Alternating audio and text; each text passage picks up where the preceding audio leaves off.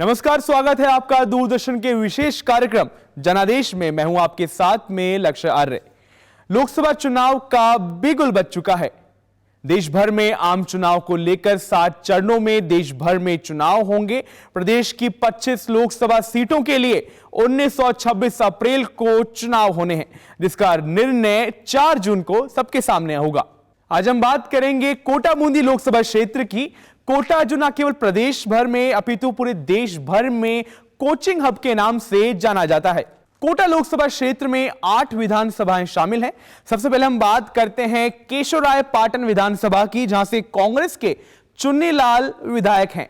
वहीं हम बात करें बूंदी विधानसभा की, तो कांग्रेस के हरिमोहन शर्मा मौजूदा विधायक हैं। वहीं पीपलदा से कांग्रेस के चेतन पाटिल मौजूदा विधायक हैं। वहीं हम बात करें सांगोद की, तो सांगोद में भाजपा के हीरालाल नागर अभी विधायक हैं। वहीं कोटा उत्तर से कांग्रेस के शांति धारीवाल, जो एक प्रमुख नेता भी हैं, वहां से विधायक हैं। वहीं कोटा दक्षिण से भाजपा के संदीप शर्मा, लाडपुरा से भाजपा की कल्पना देवी और रामगंज मंडी से भाजपा के मदन दिलावर, जो वर्तमान में मंत्री भी हैं, विधायक हैं। 8 विधानसभाओं से मिलकर बनने वाली कोटा लोकसभा सीट पर क्या है जातीय समीकरण, क्या है राजनीतिक मुद्दे और क्या है जनता की अपेक्षाएं, इसको लेकर दूरदर्शन के संवाददाता ने बनाई है विशेष रिपोर्ट। पेश है कोटा लोकसभा सीट को लेकर हमारी ये विशेष रिपोर्ट।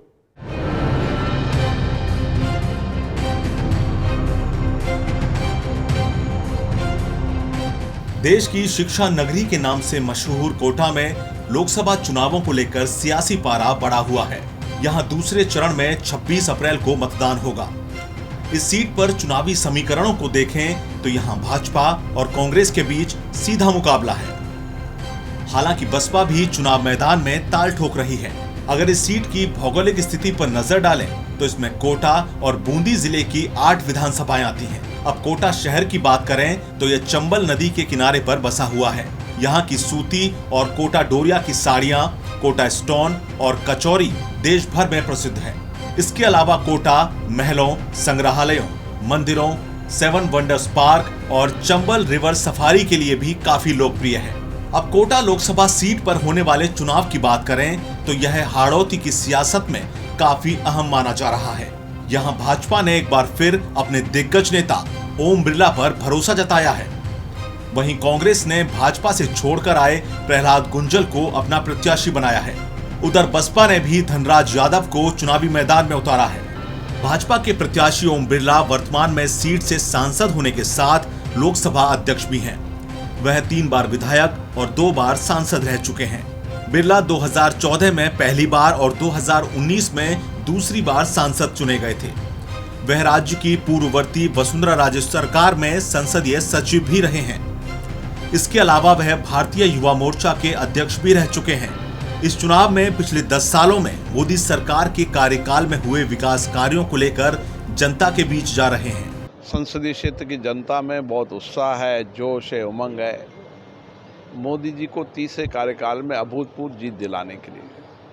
मैं जब संसदीय क्षेत्र में जाता हूं, जिस तरीके का उत्साह है लोगों में, आम मतदाताओं में जिस तरीके से मोदी जी के प्रति विश्वास भरोसा है, हम इस देश के अंदर 400 के पार सीटें लेके जाएंगे। और मैं कह सकता हूं कि एक लंबे समय के बाद किसी नेता के प्रति जनता का विश्वास भरोसा बढ़ा है। उधर कांग्रेस प्रत्याशी प्रहलाद गुंजल की बात करें तो वह 2 बार विधायक रह चुके हैं। हालांकि उन्होंने 2008 में लोकतांत्रिक समाजवादी पार्टी से और 2018 व 2023 में भाजपा के टिकट पर विधानसभा का चुनाव लड़ा था, लेकिन उन्हें हार का सामना करना पड़ा। हाल ही में लोकसभा चुनाव की घोषणा होने के बाद उन्होंने भाजपा का साथ छोड़कर कांग्रेस का दामन थाम लिया। प्रहलाद गुंजल का कहना है कि वे कोटा में हवाई अड्डा, IIT, सेंट्रल यूनिवर्सिटी और एम्स की स्थापना के प्रयास करेंगे। इस चुनाव में वह इन्हीं सभी मुद्दों को लेकर मतदाताओं के पास जा रहे हैं। पहला तो हवाई अड्डा ही है, लड़ेंगे इसके लिए। यहाँ के औद्योगिक वातावरण को सुधार करेंगे। आज कोटा में एक सेंट्रल यूनिवर्सिटी की जरूरत है, IIT की जरूरत है, एम्स की जरूरत है। इन सारी चीजों को लेकर लड़ेंगे।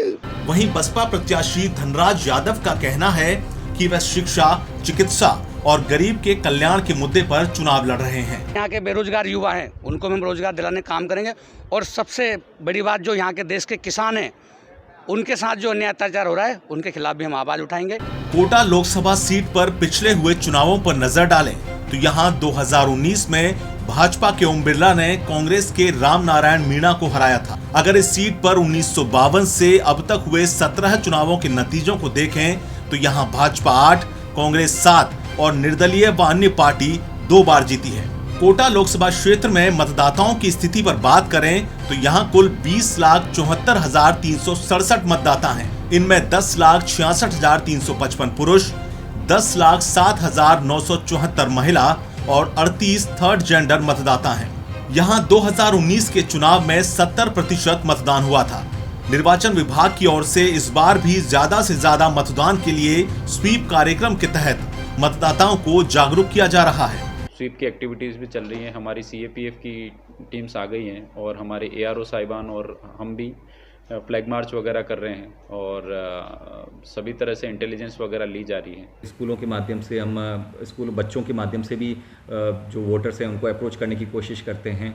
कुछ हमारी पोस्टर्स और इनके माध्यम से भी हम जगह जगह प्रचार वसार करते हैं। नुक्कड़ नाटक हुए, ये डिफरेंट ऐप्स डाउनलोड कराते हैं। अब जैसे कप्स के थ्रू भी हम जो चाय के कप होते हैं वो भी 1 लाख कप डिस्ट्रीब्यूशन करके, तो मल्टीपल हम तरीक़ों से इसको वोटर्स तक रीच करने की कोशिश करते हैं। इस चुनाव में मुद्दों की बात करें तो कोटा में एयरपोर्ट की मांग, रोजगार, उद्योगों को बढ़ावा देना और यहाँ की कोचिंग संस्थानों में पढ़ने वाले बच्चों के तनाव के कारण बढ़ते आत्महत्या के मामलों की रोकथाम के लिए प्रयास करना मुख्य चुनावी मुद्दे हैं। इसके अलावा दूर दराज के किसान तक नहरी पानी पहुंचाना, बूंदी को पर्यटन के क्षेत्र में विकसित करना, टूटी सड़कों की मरम्मत, पानी निकासी, स्थानीय विकास और यहाँ के चावल उद्योग को बढ़ा देने की मांग भी बड़े मुद्दे हैं। कोटा में एयरपोर्ट की जो सुविधा है वो नहीं मिल रही है। हमारे भविष्य को उच्चता की तरफ लेके जाए, ना कि हमारे भविष्य को गर्द में ले जाए। बालिकाओं की सुरक्षा के लिए कठिन कानून बनाए जाने चाहिए। पर्यटन क्षेत्र में बूंदी विश्व मानचित्र पर पहुँचे, ऐसे प्रयास करें। हमारा चावल जो यहाँ का माना हुआ चावल उद्योग है उसको विश्व में पहचान दिलाई जाए। या सड़कों के दृष्टिकोण से देखा जाए, यहाँ हर तरफ गड्ढे मिलेंगे आपको। आज़ादी के बाद से आधारभूत सुविधाओं को लिए तरस रहे हैं, जिसमें सड़क है, नालियां हैं। कोटा लोकसभा सीट पर राजनीतिक समीकरण कुछ भी कहते हों, लेकिन यह बात तय है कि यहाँ भाजपा और कांग्रेस के बीच मुकाबला काफी कड़ा और रोचक बना हुआ है। या यूं कहें कि कोटा की राजनीति के 2 बड़े दिग्गज चेहरों के बीच मुकाबला है। अब देखना यह है कि जनता किसे अपनी पसंद बनाती है। दूरदर्शन समाचार के लिए जयपुर से देवेंद्र शर्मा और वेद प्रकाश गुप्ता की रिपोर्ट। अभी आपने देखी कोटा बूंदी क्षेत्र को लेकर हमारी ये विशेष रिपोर्ट, जिसमें बात की गई मुद्दों और समीकरण को लेकर। अब आइए आपका परिचय कराते हैं हमारे 2 विशेष अतिथियों से। हमारे साथ में है राजनीतिक विशेषज्ञ धीरेन्द्र राहुल जी, जो कोटा क्षेत्र और हाड़ौती क्षेत्र में राजनीतिक विशेषज्ञ भी हैं और साथ में अपनी एक विशेष जानकारी रखते हैं हाड़ौती क्षेत्र में। हमारे साथ में हैं राजीव जैन जी, जो न केवल वरिष्ठ पत्रकार हैं परंतु अपनी नजर रखते हैं न केवल लोकसभा सीटों पर बल्कि विभिन्न विधानसभा सीटों पर भी। पहला प्रश्न मैं धीरेन्द्र जी आपसे करना चाहूंगा, जिस प्रकार से जो कोटा बूंदी की सीट है, क्योंकि ओम बिरला यहां से प्रत्याशी हैं और सांसद भी रह चुके हैं, न केवल लोकसभा के वे स्पीकर हैं, परंतु जो कोटा की सीट है वो एक अहम सीट बन जाती है। क्या कारण है इसके? ओम बिरला जो है पहले आदमी हैं जो स्पीकर जैसे बहुत बड़े पद के ऊपर पहुंचे। अन्यथा पूरे राजस्थान से कोई भी आदमी आज तक स्पीकर के पद पे नहीं पहुंचा जी। उपराष्ट्रपति के पद के ऊपर भैरव सिंह जी पहुंचे, फिर अभी भी उपराष्ट्रपति जो हैं वो मतलब राजस्थान के ही हैं जी, लेकिन स्पीकर के पद पे कोई नहीं पहुंचा। अब जाहिर है कि स्पीकर के पद के ऊपर जब आप पहुंचते हैं तो देश के जो 4 बड़े पद हैं, राष्ट्रपति, उपराष्ट्रपति, प्रधानमंत्री और फिर लोकसभा अध्यक्ष, ये 4 बड़ी राजनीतिक पोस्ट हैं। उस राजनीतिक पोस्ट के ऊपर जब आप पहुंच जाते हो तो लोगों की एक्सपेक्टेशंस, लोगों का जो अपेक्षाएं हैं वो बहुत ज़्यादा बढ़ जाती हैं। तो ओम बिरला जी जब तक सांसद थे तब तक तो उनसे लोगों की इतनी अपेक्षाएं नहीं थी, लेकिन जब वो स्पीकर बने लोकसभा अध्यक्ष बने तो लोगों की जो अपेक्षाएं हैं वो बहुत ज़्यादा बढ़ गई, और जाहिर है कि उन अपेक्षाओं के ऊपर खरा उतरना एक अपने आप में चुनौती है। और जहाँ तक मैं कहूँगा कि ओम बिरला जी जो हैं कि इसमें ऐसा नहीं है कि विकास नहीं हुआ है जी, लेकिन जो ग्रामीण क्षेत्र है कोटा का, उसके अंदर विकास का अभाव झलकता है। इस बार का जो चुनाव है वो एक अहम महत्व रखता है, एक अलग महत्व रखता है। इस बार जो कांटे की टक्कर बताई जा रही है कोटा बूंदी क्षेत्र को लेकर, वो कांटे की टक्कर को किस प्रकार देखते हैं आप? जहां एक तरफ जो भाजपा से कांग्रेस में आए हुए प्रहलाद गुंजल जी हैं, वहीं दूसरी तरफ जो लोकसभा स्पीकर, स्वयं लोकसभा स्पीकर ओम बिरला जी हैं, जिनको दूसरी बार प्रत्याशी बनाया गया है। तो कांटे की टक्कर जो है किस प्रकार देखते हैं आप इसको? 21 मार्च से पहले जी पूरा मैदान खाली पड़ा था जी, पूरा कुरुक्षेत्र खाली पड़ा था। सिर्फ एक महामहिम थे जो अपनी तलवार मतलब उस मैदान में लहरा रहे थे, लेकिन सामने कांग्रेस का कोई प्रतिनिधि समझ में नहीं, नज़र भी नहीं आता था और समझ में भी नहीं आता था कि कौन लड़ेगा यहाँ से। सभी के सामने ये यक्ष प्रश्न था कि कौन आदमी जो है ओम बिरला को चुनौती देगा। प्रहलाद गुंजल 21 मार्च को जब कांग्रेस में शामिल हुए और कांग्रेस पार्टी ने उनको टिकट दिया तो पूरा का पूरा परिदृश्य बदल गया। मतलब आज की तारीख में आप पूरे हाड़ौती में घूमें, कई बुद्धिजीवियों से बात करें, सब लोगों से आप मिलें, तो लोग ये कहते हैं कि अब कांटे की टक्कर है, बराबर की टक्कर है। अब जाहिर है कि सारे मीडिया का और सबका ध्यान जो है मतलब कोटा की सीट की ओर है और सब जानना चाहते हैं कि आखिर होने वाला क्या है। बिल्कुल। तो अब जो है मतलब बहुत रोमांचक मतलब मोड में जो है मतलब हमारा कोटा का चुनाव पहुंच चुका है। जी राजीव जी, मेरा प्रश्न आपसे है, क्या इस बार जो मोदी मैजिक है वो कोटा पे भारी रहने वाला है, या फिर जो ओम बिरला का एक लोकसभा स्पीकर होने का जो एक दबदबा है उस पे जनता के वोट पड़ने वाले हैं कोटा बूंदी क्षेत्र में? देखिए लक्ष्य, अभी धीरेन्द्र सर ने काफ़ी विस्तार से पूरी जानकारी कोटा बूंदी क्षेत्र की दे दी, लेकिन उसमें मैं ये जोड़ना चाहूँगा कि कोटा ही अकेला नहीं, बूंदी का काफ़ी बड़ा हिस्सा, बूंदी जिले की 2 विधानसभा क्षेत्र से संसदीय क्षेत्र में आती है। तो निश्चित रूप से जिस तरीके से ओम बिरला जो भाजपा के उम्मीदवार हैं वो अपनी हैट्रिक लगाने के लिए वहाँ मैदान में है, और जिस तरीके से पूरे देश का एक माहौल है, चुनावी माहौल जो इस वक्त चल रहा है, मोदी वर्सेज अदर्स के हिसाब से चल रहा है, तो कोटा भी कहीं ना कहीं उससे अछूता नहीं रहेगा। और जैसे अभी बता रहे थे सर कि पूरा परंपरागत रूप से वो भाजपा या उससे पूर्ववर्ती जनसंघ की एक सीट रही है, तो निश्चित रूप से एक उनका बड़ा वहाँ काम भी है उस पार्टी का। एक उम्मीदवार के तौर पे ओम बिरला का कैसा काम रहा क्या नहीं रहा वो एक अलग इशू है, लेकिन पार्टी का जो वहाँ एक पूरा एक लंबे समय से 70-72 साल से बड़ा मजबूत संगठन है, तो उसका फ़ायदा निश्चित रूप से ओम बिरला को मिलेगा, मिल सकता है। मैं ये नहीं कह रहा कि चुनाव का क्या होगा, चुनाव बड़ा रोचक मुकाबले वाला होगा क्योंकि जो उम्मीदवार जो उनका मुकाबला कर रहे हैं वो भी कहीं ना कहीं भाजपा से ही आए हुए हैं, तो वो भाजपा की रीति नीति रणनीति या जो भी चीज़ें वो बनती हैं तो उसमें पूर्व में भागीदार रहे हैं, तो वो उनकी कमजोरियां भी जानते होंगे उम्मीदवार जो भाजपा के हैं ओम बिरला। तो निश्चित रूप से मुकाबला तो वो कांटे करेंगे ही करेंगे, लेकिन आखिर में नतीजा क्या होता है, जैसा आपने पूछा कि मोदी मैजिक जो चल रहा है पूरे देश में, एक भाजपा ने चुनाव की घोषणा से पहले एक परसेप्शन ऐसा बना दिया कि उन्होंने अपना एक बड़ा भारी टारगेट सामने रख दिया। अब कोटा जैसी सीट पे कहीं मुकाबले में उम्मीदवार नहीं था तो कांग्रेस को भाजपा से छोड़कर आने वाले को उम्मीदवार बनाना पड़ा, लेकिन ये राजनीतिक दलों का अपना निर्णय है कि वो किसको उम्मीदवार बनाते हैं। मैं थोड़ा एक संशोधन करना चाहता हूँ धीरेन्द्र सर की बात में। उन्होंने कहा कि पहली बार राजस्थान से कोई लोकसभा स्पीकर बना, लेकिन राजस्थान से पूर्व में चुने गए बलराम जाखड़ भी स्पीकर रहे, मूलतः वो राजस्थान के नहीं थे, लेकिन उनका निर्वाचन राजस्थान से हुआ तो वो लोकसभा स्पीकर भी रहे हैं। सही कह रहे हैं। परंतु राजीव जी, जो त्रिकोणीय मुकाबला भी हम थोड़ा सा देख सकते हैं यहाँ पे, जो धनराज यादव हैं बसपा के, वो भी एक ना टक्कर देखते हुए नजर आ रहे हैं, क्योंकि एक तरफ जहां ओम बिरला है वहीं बसपा के जो धनराज यादव हैं वो भी क्षेत्रीय पकड़ अपनी रखते हैं, तो क्या त्रिकोणीय मुकाबला होगा यहाँ पे? देखिए चुनाव के शुरुआती दौर में तो कई बार लगता है कि उम्मीदवार कहीं ना कहीं मेहनत कर रहा है, लेकिन मुझे नहीं लगता कि वो कोटा बूंदी की जो जनता है, जो मतदाता है, वो बड़े समझदार हैं। वो मुकाबले वाली पार्टी है जो प्रमुख राजनीतिक दल है, जो राजस्थान में परंपरागत रूप से दोनों प्रतिद्वंदी दल हैं भाजपा और कांग्रेस, उनके बीच ही मुकाबला होने वाला है। ये निश्चित है कि वो कुछ अपना प्रभाव दिखाएंगे, कितना दिखा पाते हैं ये तो नतीजा ही बताएगा।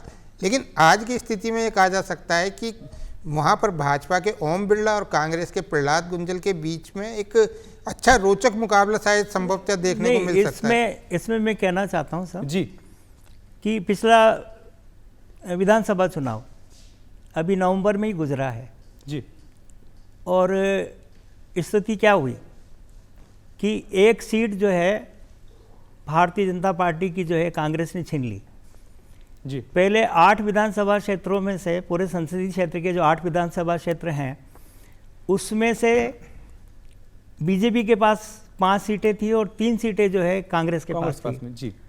आज की तारीख में 4 सीटें कांग्रेस के पास है और 4 सीटें बीजेपी के पास है, और दोनों के बीच में जो मतलब मतों का जो अंतर है वो सिर्फ 22,000 वोटों का है। भारतीय जनता पार्टी सिर्फ 22,000 वोटों से कांग्रेस से आगे थी, जबकि एक सीट वो खो चुकी थी जी। जो जनता है, जनता की क्या आशाएं हैं, क्या अपेक्षाएं हैं, और जनता की जो आने वाले जो प्रत्याशी हैं, आगामी जो चुनाव के बाद में सरकार बनती है तो कोटा बूंदी के विकास को लेकर जनता की क्या अपेक्षाएं हैं? कोटा की जो सबसे बड़ी अपेक्षा है ना जी, कोटा की सबसे बड़ी दुखती हुई रग वो तो हवाई अड्डा है। कोटा की आबादी आज की तारीख में 10 लाख के आसपास है 2011 की जनगणना के अनुसार, और स्थिति यह है कि करीब 2.5 से 3 लाख जो है वहाँ कोचिंग के स्टूडेंट्स जो है पूरे देश भर से पढ़ने के लिए आते हैं जी। अब वो जो स्टूडेंट्स हैं उनके पिता जो है डॉक्टर है, इंजीनियर है, बैंक मैनेजर हैं, प्रोफेसर हैं, उनके पास पैसा है जी, लेकिन समय नहीं है। मतलब आप कल्पना करें कि श्रीनगर की 300 लड़कियां वहाँ कोटा में कोचिंग ले रही थी, तो बिहार के लोग, तमिलनाडु, महाराष्ट्र, कर्नाटक, गुजरात, सारे देश भर से बच्चे वहाँ आते हैं। अब क्या होता है कि वो बच्चे जो है मतलब होम सिकनेस का शिकार हो जाते हैं। उनके माता पिता के पास पैसा है, लेकिन अब वो ट्रेन से अगर आते हैं तो 3 दिन आने के और 3 दिन जाने के लगते हैं जी। ऐसे में सबसे ज़्यादा ज़रूरत थी वहाँ पे कि जो है कोटा में हवाई अड्डा बने। 2010 में जो है राज्यसभा सदस्य के रूप में ललित किशोर चतुर्वेदी ने राज्यसभा में सबसे पहले इस मुद्दे को उठाया कि साहब कोटा में एयरपोर्ट बनना चाहिए, कि कोटा से निकले हुए बच्चे जो है वो कोई अमेरिका, कोई कनाडा, कोई ऑस्ट्रेलिया, कोई यूरोप में है, उधर कोई नोएडा में है, तो कोई अब बेंगलोर में है, तमिलनाडु में है, कोई कोलकाता में है, तो हैदराबाद में है। अब पूरे देश भर में जो है वहाँ के जो बच्चे हैं नौकरियाँ कर रहे हैं। अब उनको भी सबसे बड़ी समस्या आती है। उनको फिर क्या होता है कि वो वहाँ से हैदराबाद से उड़ान भरेंगे, जयपुर में उतरेंगे, फिर जयपुर से कोई टैक्सी करेंगे या फिर ट्रेन में बैठ करके फिर कोटा आएंगे, या दिल्ली उतर करके फिर कोटा आएंगे, या उदयपुर उतर के फिर कोटा आएंगे। तो बहुत बड़ी समस्या है कोटा के लोगों के लिए। हवाई अड्डे की बात करें, मैं आपसे पूछना चाहूँगा कि जिस प्रकार से कोटा को एक शिक्षा नगरी के तौर पे देखा जाता है, कोचिंग हब के तौर पे देखा जाता है, क्या स्टूडेंट्स और छात्र छात्राओं का जो उस तौर पे विकास होना चाहिए था, क्या उस तौर पे हुआ है? और नहीं हुआ है तो क्या अपेक्षा है जनता की?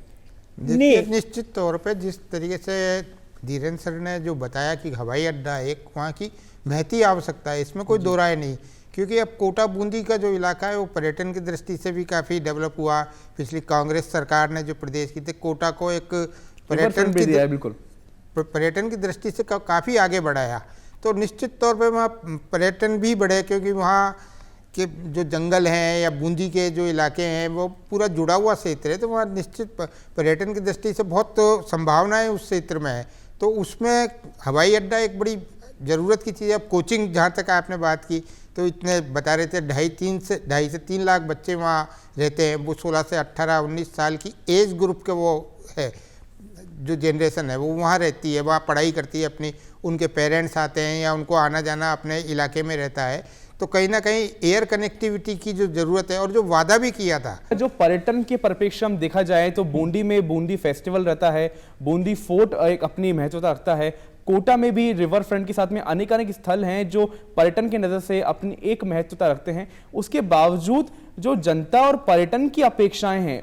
उसको लेकर क्या असर पड़ने वाला है इस चुनाव का? देखिए चुनाव पर असर तो जनता की तो डिमांड रहती है, वहाँ के जो सामाजिक संगठन है, जो गैर राजनीतिक दल है, संगठन है, वो इन चीज़ों को उठाते रहते हैं। तो लेकिन राजनीतिक जो दलों का या जो वहाँ से विधायक या सांसद चुने जाते हैं, उनका कर्तव्य बनता है कि वो इस तरीके की पर्यटन के क्षेत्र में भी विकसित करने के लिए कोई ना कोई चीज़ों को, योजनाओं को, कार्य योजनाओं को अमल में लाएं। लेकिन दुर्भाग्य से उन चीज़ों पे कहीं फोकस नहीं रहता। अब जनता के सामने तो एक ही चारा रहता है कि उसको तो वोट देना है। अब वो चीज़ें पूरी नहीं हुई या वो डिमांड, ऐसा नहीं है, जनता वहाँ के दूसरे संगठन, जैसा मैंने पूर्व में जिक्र किया, वो कहीं ना कहीं इन चीज़ों को उठाते रहते हैं। स्वयंसेवी संगठन है, सामाजिक संगठन है, जो वन क्षेत्र में काम करने वाले हैं, पर्यटन क्षेत्र में काम करने वाले, वो बहुत जोर शोर से सरकारों के सामने। मैं धीरेन जी 1 मिनट में अपनी बात कह दूँ।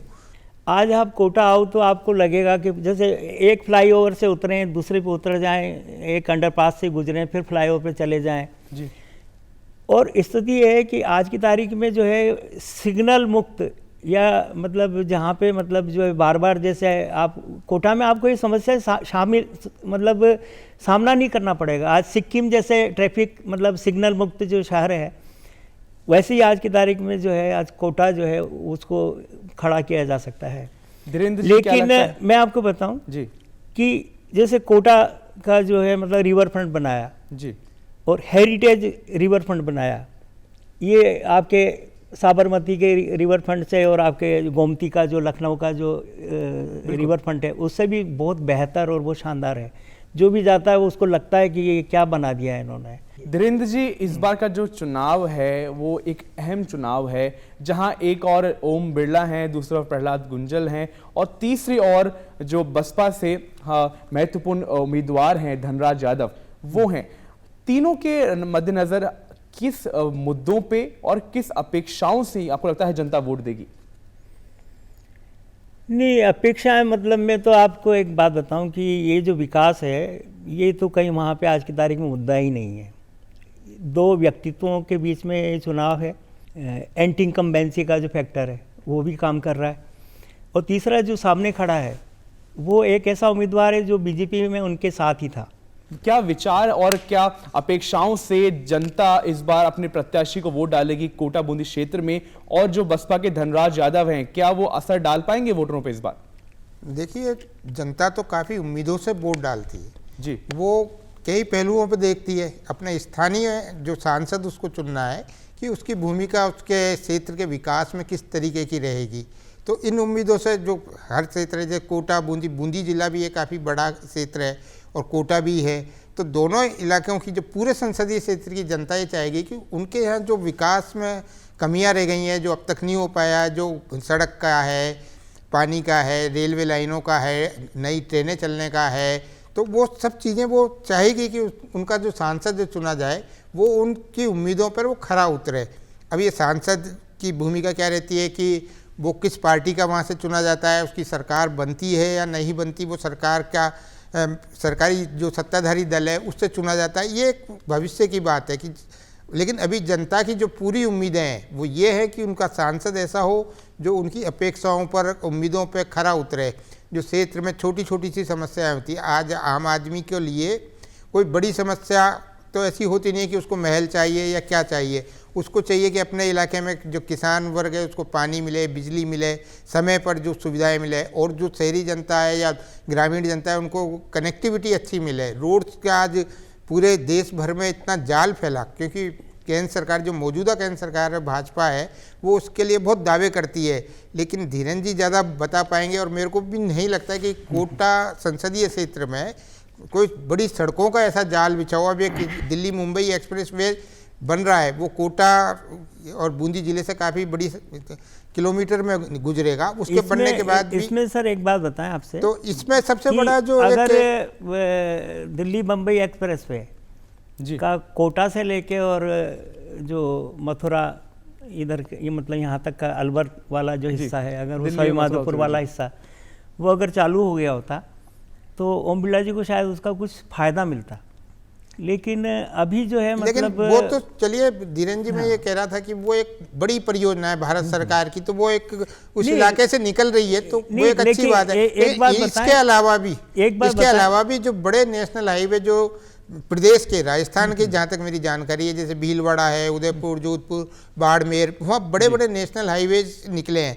ऐसा मेरे को कहीं लगता नहीं है कि कोटा संसदीय क्षेत्र में इस बड़े लेवल का नेशनल हाईवेज का कोई जाल बिछा हो। जैसे कोटा से भोपाल, इंदौर, बहुत सारे एक्सप्रेसवेज जो देश भर में शुरुआत की गई है, बहुत सारे एक्सप्रेसवे जो देश भर में शुरुआत की गई है, उनको लेकर भी जो एक पॉजिटिव इंपैक्ट भी हम देख सकते हैं कि न केवल कोटा बूंदी क्षेत्र को लेकर, परंतु देश भर में जो अनेकानेक जो प्रमुख हॉट जो सीट बनी हुई है लोकसभा चुनाव में, उन पे भी एक महत्वपूर्ण एक इंपैक्ट पड़ता हुआ दिखता नजर आ रहा है इस बार।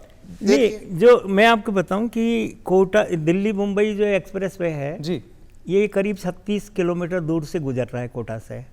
और कोटा के दोनों जो हाईवे हैं, एक तो जयपुर जबलपुर वाला और एक शिवपुरी से मतलब बारामूला, मतलब पोरबंदर से लेके सिलचर वाला, इन दोनों को वो क्रॉस करता है। तो कुल मिला के स्थिति ये है कि ये जो दिल्ली मुंबई एक्सप्रेसवे है ना, ये सारा परिदृश्य बदल देगा, सारे विकास की जो इबारत है उसको बदल देगा। क्योंकि अभी जो है ना, सारा का सारा ट्रैफिक जो है जयपुर नसीराबाद होकर उदयपुर होकर के जा रहा है, और ये सबसे दिल्ली मुंबई के बीच में सबसे शॉर्टेस्ट रूट होगा। और जाहिर है कि मतलब जो यात्रा आपकी 24 घंटे में या 18 घंटे में पूरी होने वाली है, तो वो जो है उसका समय काफ़ी बचेगा, ईंधन बचेगा, अरबों खरबों रुपए का जो पेट्रोल है उसका जो है मतलब बचाव होगा।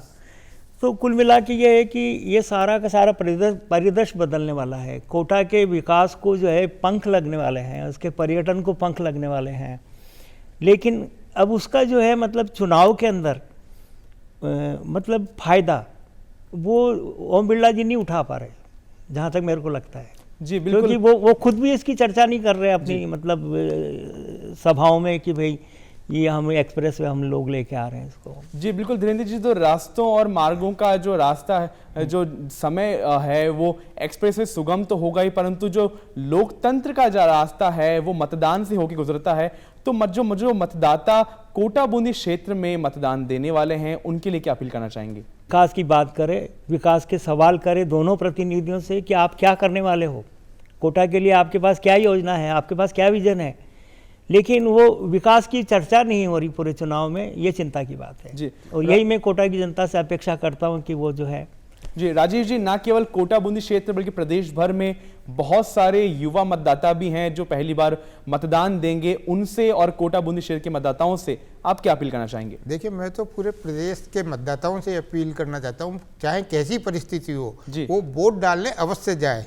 और वोट डालने से पहले वो खुद का आकलन करें, कौन सा राजनीतिक दल या कौन सा उम्मीदवार उनके हित में काम कर सकता है। क्योंकि अब तो पूरी जाजम बिछ चुकी राजस्थान के चुनावों में, सारे उम्मीदवार सामने आ गए, राजनीतिक दलों के अपने वादे, घोषणा पत्र, संकल्प पत्र, वो भी सब सामने आ गए। तो मतदाता और खासकर युवा मतदाता, उनकी सबसे बड़ी जिम्मेदारी बनती है कि लोकतंत्र को बचाने के लिए वो आगे से आगे बढ़कर वोट दें। चाहे वोट वो अपने पसंद का दें, किसी को भी दें जो उनको आकर्षित करता हो, जिसके वादे आकर्षित करते हो, जिसके संकल्प उनको आकर्षित करते हो, उसको वोट दें। और मतदान करने किसी न किसी भी स्थिति में अवश्य जाएं। जी लक्ष्य जी, राजीव जी, आपका और धीरेन्द्र जी, आप दोनों का बहुत बहुत धन्यवाद। आपने अपना मूल्यवान समय निकाल कर आप हमारे शो पे पधारे। बहरहाल क्या होगा लोकसभा चुनाव का परिणाम, किसके सिर लगेगा राज तिलक, ये तो समय ही बताएगा। अभी हम आपको दीजिए इजाजत, आपसे फिर मुलाकात करेंगे एक नई लोकसभा सीट और नए मुद्दों के साथ में। धन्यवाद।